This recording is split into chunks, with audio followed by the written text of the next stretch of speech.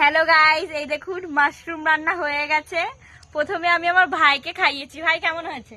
ভালো হয়েছে। হ্যাঁ, আপনাদের জন্য রেসিপিটা একটু পরেই দেখাচ্ছি। এটা খুবই সুন্দর হয়েছে।